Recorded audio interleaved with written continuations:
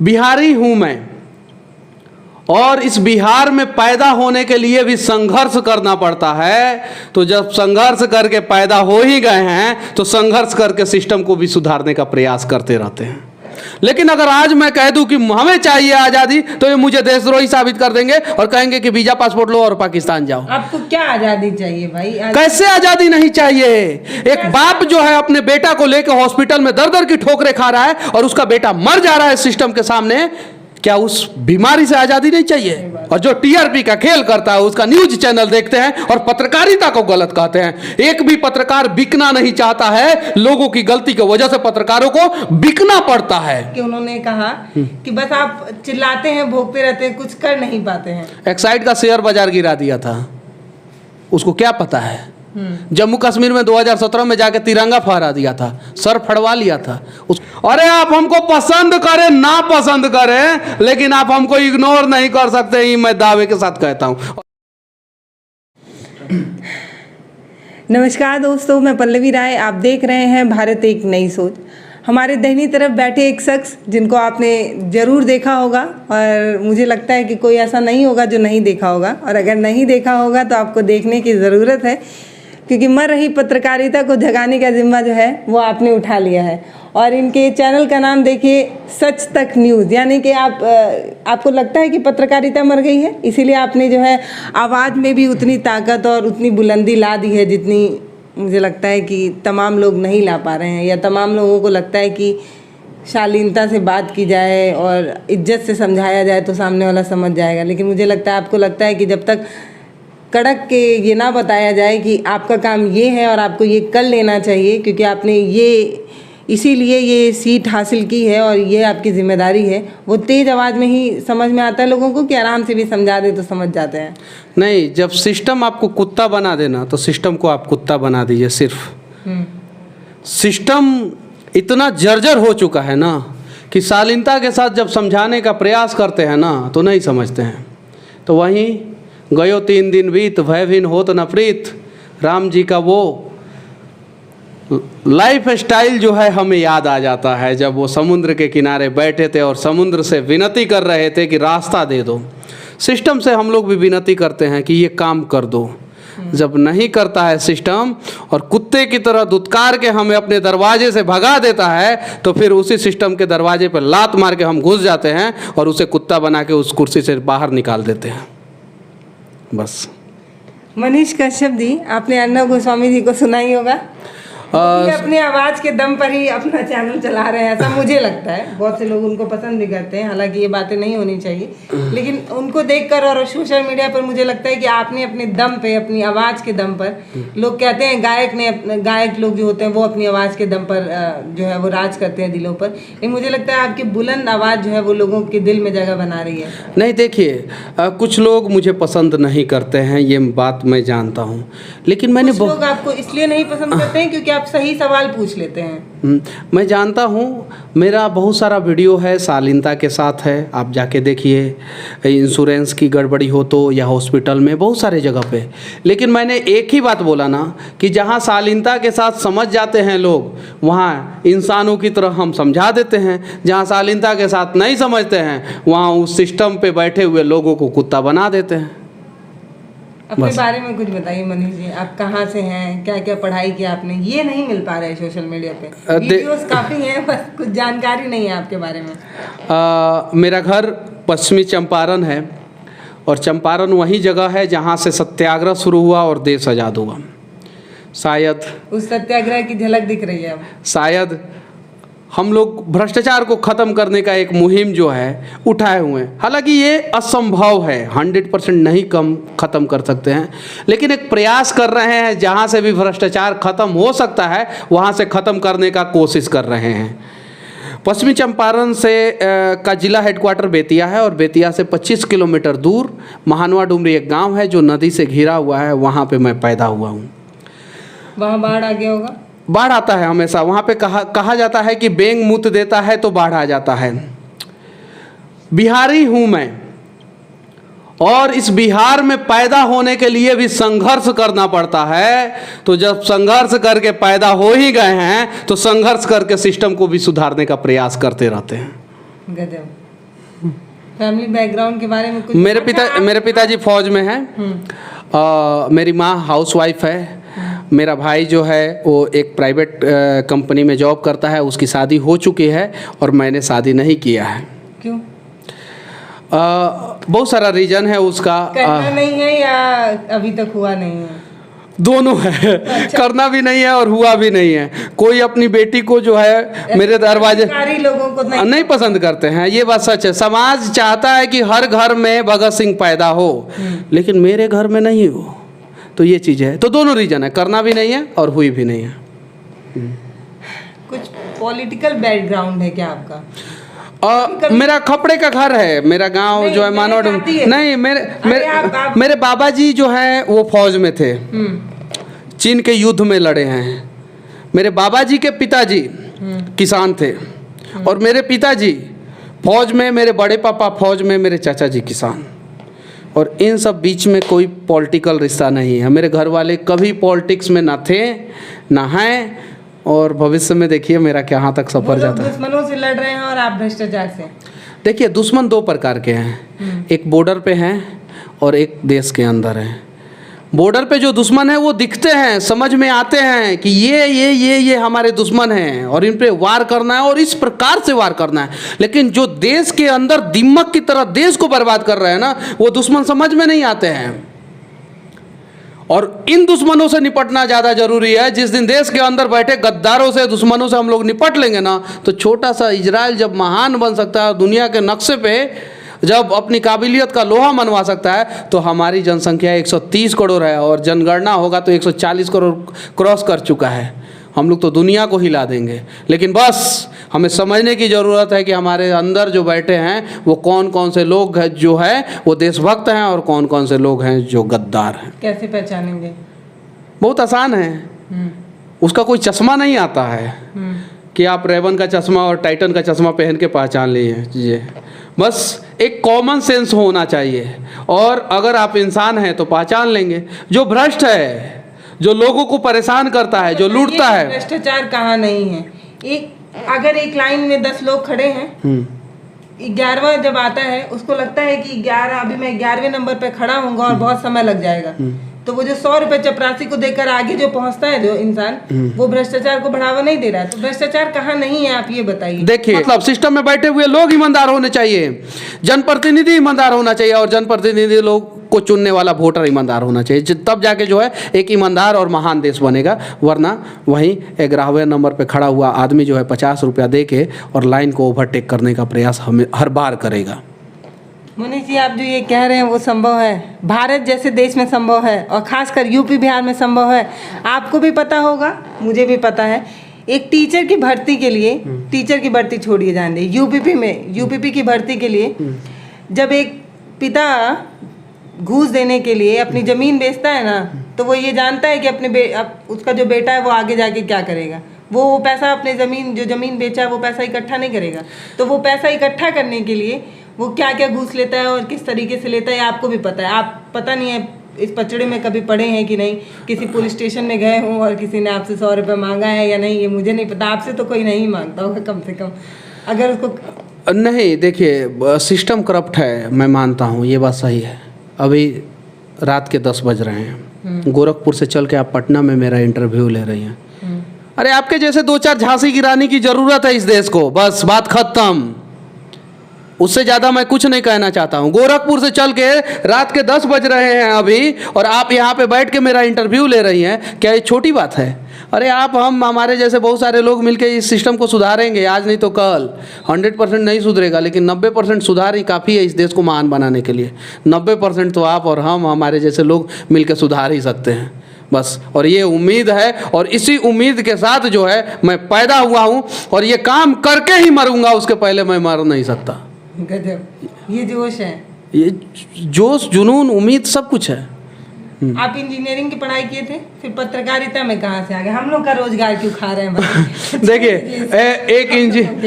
एक इंजीनियर जो है वो कहाँ नहीं है, विश्वकर्मा वो खुद इंजीनियर हैं। तो भगवान के पास भी एक इंजीनियर है। धरती पे चले आइए, मेडिकल फील्ड वहाँ पे इंजीनियर के बिना संभव ही नहीं है। आजकल सर्जरी, जो लेजर सर्जरी और जो मशीन से सर्जरी हो रहा है, वो डॉक्टर से ज़्यादा इंजीनियर कर रहे हैं। ठीक है, आप कहीं भी चले जाइए, किसी भी फील्ड में चले जाइए, वहाँ पे एक इंजीनियर की ज़रूरत पड़ती है। और जब एक इंजीनियर पत्रकार हो जाता है ना, तो जितना भी सिस्टम का नट बोल्ट ढीला रहता है ना, उसको टाइट कर देता है। तो आए हैं आपकी पत्रकारिता को ख़त्म करने नहीं, आपकी पत्रकारिता के साथ कंधे से कंधे मिलाकर वो सारा जर्जर सिस्टम का नट बोल्ट जो ढीला है उसको टाइट करने के लिए आए हैं। और इंजीनियर का दिल जो है ना, वो बहुत प्यारा होता है। बहुत सारे इंजीनियर जो है ना, वो अगर पत्रकारिता में आ जाएंगे तो सारा नट बोल्ट सिस्टम का सही हो जाएगा। घर वाले डांटते नहीं है? पापा से मेरा 6-6 महीना बातचीत नहीं होता है। ऐसे वीडियोस आपके हैं जो मुझे लगता है एक माँ जब देखती होगी या एक पिता जब देखता होगा तो उसको डर लगता होगा आज के समय में ऐसे सीधे सिस्टम से सवाल खड़ा कर। माँ और भाई मेरी ताकत है। उनको डर नहीं लगता? नहीं, समझाते हैं। मेरी माँ का आंख खराब हो गया जब मैं जेल में था, तो रोते रोते। लेकिन बस मैं इतना ही कहना चाहता हूँ, मेरा भाई जो छोटा है मुझसे और मेरी माँ, वो दोनों मेरी ताकत हैं। मेरे पिताजी से झगड़ा होते रहता है, 6-6 महीना बातचीत नहीं होता। आपकी पत्रकारिता तो नहीं है? वही है ना। चूँकि मैं अच्छा जॉब कर रहा था, प्रोजेक्ट मैनेजर था मैं। किसी का सपना होता है प्रोजेक्ट मैनेजर बनना, और 25 साल के अंदर अगर कोई प्रोजेक्ट मैनेजर बन गया तो वो सोचता है कि मेरी इंजीनियरिंग लाइफ सक्सेस हो गई। मैं सिर्फ 2.5 से 3 साल के अंदर अंदर प्रोजेक्ट मैनेजर बन गया था। तो क्यों छोड़ के चले आए? एक अच्छा पैकेज था, एक अच्छी लाइफस्टाइल थी। इंसान अगर हैं आप और आपके सामने इंसान चीख रहा है, चिल्ला रहा है, रो रहा है और सिस्टम उसे सता रहा है, तो कहीं नहीं तो कहीं आप अपने अंदर झांक के देखिए। आधार कार्ड पे तो आप नहीं तो मेल, नहीं तो फीमेल, नहीं तो ट्रांसजेंडर तो हो सकते हैं, लेकिन इधर अंदर जो दिल के अंदर जो आधार कार्ड छपा हुआ है ना, वहाँ पे शैतान है। मुझे लगा कि इस सिस्टम को सुधारना चाहिए, जितना हो सके प्रयास करेंगे, और करने के लिए मैं इंजीनियरिंग की नौकरी छोड़ के यहाँ पे चला है। जेल कैसे जाना हुआ, क्या कारण? 4 बार जेल गया हूँ। अरे बाप रे। ठीक है, और कम से कम 40 बार पुलिस ने मुझे गिरफ्तार किया, हथकड़ी लगाया है। सब फेसबुक पे फोटो वोटो डाला हुआ है, कम से कम 40 बार। किसी के लिए आंदोलन कर रहा हूँ, चलो सिस्टम के खिलाफ हो तुम, चलो तुमको जेल में डालते हैं। अरे कहते हैं ये लोग कि देश आज़ाद है, पहले पूछिए इन लोगों से कि क्या देश आज़ाद है। लेकिन अगर आज मैं कह दूं कि हमें चाहिए आज़ादी, तो ये मुझे देशद्रोही साबित कर देंगे और कहेंगे कि वीजा पासपोर्ट लो और पाकिस्तान जाओ। आपको क्या आज़ादी चाहिए भाई? कैसे आज़ादी नहीं चाहिए? एक बाप जो है अपने बेटा को लेकर हॉस्पिटल में दर दर की ठोकरें खा रहा है और उसका बेटा मर जा रहा है सिस्टम के सामने, क्या उस बीमारी से आज़ादी नहीं चाहिए? आप जाइए थाने में, वहाँ पे FIR करने के लिए 300 रुपया घूस देना पड़ता है, क्या उस भ्रष्टाचार से आज़ादी नहीं चाहिए? आप जाइए एक नेता के पास जो कहता है कि हम आपके सुख दुख में शामिल होंगे, और जब बाढ़ में आप डूब जाते हैं तो उस पर राजनीति करके और वो पैसा कमाता है, क्या उस नेता से आज़ादी नहीं चाहिए? विधानसभा में जो कुर्ता फाड़ते हैं, एक दूसरे को दोषी ठहराते हैं और वहीं एक दूसरे के साथ कंधा से कंधा मिला के भ्रष्टाचार करते हैं, क्या उनसे आज़ादी नहीं चाहिए? हमें इन लोगों से आज़ादी चाहिए। और जिस दिन इन लोगों से आज़ादी मिल जाएगा ना, काले अंग्रेज तो चले गए, ये गोरे अंग्रेज तो चले गए, इन कालों अंग्रेजों से जिस दिन आज़ादी मिल जाएगा ना, उस दिन हमारा भारत फिर से अखंड भारत बनेगा, और उसी दिन हमारा भारत जो है ना, वो विश्व गुरु बनेगा। उसके पहले जो है ना, ये सिर्फ और सिर्फ ढकोसला करते हैं। आज की पत्रकारिता पे क्या कहना? बहुत अच्छा पत्रकारिता है। पत्रकारिता गलत नहीं है, देखने का नजरिया गलत है। अभी कौन कहता है पत्रकारिता गलत है? कोई पत्रकार गलत नहीं है। पत्रकारिता का मतलब होता है कि वो समाज का आईना जो सब कुछ को निष्पक्ष रूप से दिखाए, और निष्पक्ष रूप से दिखाने वाले बहुत सारे न्यूज चैनल हैं। उनको TRP लोग नहीं देते हैं, नहीं देखते हैं उनका न्यूज चैनल। गलत कौन, पत्रकार या लोग? और जो TRP का खेल करता है उसका न्यूज चैनल देखते हैं और पत्रकारिता को गलत कहते हैं। एक भी पत्रकार बिकना नहीं चाहता है, लोगों की गलती की वजह से पत्रकारों को बिकना पड़ता है। कोई भी एजेंसी, बड़ी सी एजेंसी हो, उसने अगर 2 करोड़ रुपया 4 करोड़ रुपया इन्वेस्टमेंट किया हो, उसका महीना में 30 लाख रुपया खर्चा हो, उसको नहीं देखेंगे लोग। और जब वही TRP मसाला खबर दिखाएंगे तो उसको लोग देखेंगे। तो पत्रकारिता कहाँ से गलत हो गया बताइए आप? आज जो है मैं इतना संघर्ष करता हूँ, आप जो है इतना संघर्ष, आपके बारे में कौन जानता है? जानते हैं लोग? आपके जो जितने सब्सक्राइबर हैं, आप संघर्ष ही करती है ना कि रात के 10 बजे यहाँ पे आई हैं, ईमानदारी है ना कि एक पत्रकार को आप प्रमोट कर रही है, सच तक के पत्रकार को आप प्रमोट कर रही हैं, है कि नहीं ईमानदार लोग? बस एक बार इस दर्पण को साफ करने की ज़रूरत है। सब कुछ जो है अभी धुंधला धुंधला दिख रहा है ना, वो साफ दिखने लगेगा। और पत्रकार कोई गलत नहीं होता है और पत्रकार कोई बिकना नहीं चाहता है। मैं हर वीडियो में ये बात बोलता हूँ, लेकिन सिस्टम तो मजबूर कर रही है। हाँ, ये बात सही है। जो ईमानदार पत्रकार है उन पे SC ST हो जाता है, जो ईमानदार पत्रकार है उन पे केस कर दिया जाता है, जो ईमानदार पत्रकार है उनको फंसा दिया जाता है। तो फिर समाज के लोग नेताओं के लिए खड़े हो जाते हैं, जिंदाबाद मुर्दाबाद करते हैं, गांधी मैदान में बम फोड़ दिया जाता है, फिर भी नेताओं के लिए खड़े रहते हैं। उन पत्रकारों के लिए क्यों नहीं खड़े रहते हैं जो ईमानदारी के साथ देश और समाज को बचाने का प्रयास करते हैं? कौन गलत है? पत्रकार गलत है। अरे पत्रकार को गलत कहने वाले लोगों को जो तो है, मेरे मुंह से कुछ अगर गलत निकल जाएगा तो फिर दिक्कत हो जाएगा लोगों को, इसीलिए नहीं ठीक है। तो इसीलिए मैं बस इतना ही कहना चाहता हूँ कि पत्रकारिता गलत नहीं है बस, और पत्रकारिता कभी गलत हो ही नहीं सकती है। जिस दिन अच्छे पत्रकार और अच्छी पत्रकारिता करने वाले लोगों का लोग समर्थन करना शुरू कर देंगे, उस दिन सारी समस्याओं का समाधान हो जाएगा। मनीष कश्यप जी, मुझे एक बात नहीं समझ में आ रही है। आजकल के समय में आप देख रहे हैं किस तरीके से पत्रकारों की हत्याएं हो जा रही हैं। जो लोग सरकार से सवाल करते, वही तो मैं बोल रहा हूँ ना, मैं बता रही हूँ, उन पे तमाम तरीके की धाराएं लगाकर उनको जेल में भेजा जाता है। ऐसे में एक मनीष कश्यप आ रहे हैं जो अपनी पूरी बुलंदी, पूरी ताकत के साथ सिस्टम के खिलाफ बोल रहे हैं। उनके परिवार के लोग डरे हुए हैं, जैसा कि आपने खुद भी माना कि पिताजी आपसे बात नहीं करते क्योंकि उन्हें डर है कि आगे क्या ही हो जाए। अभी आपने खुद बताया आप इतने बार जेल भी जा चुके हैं।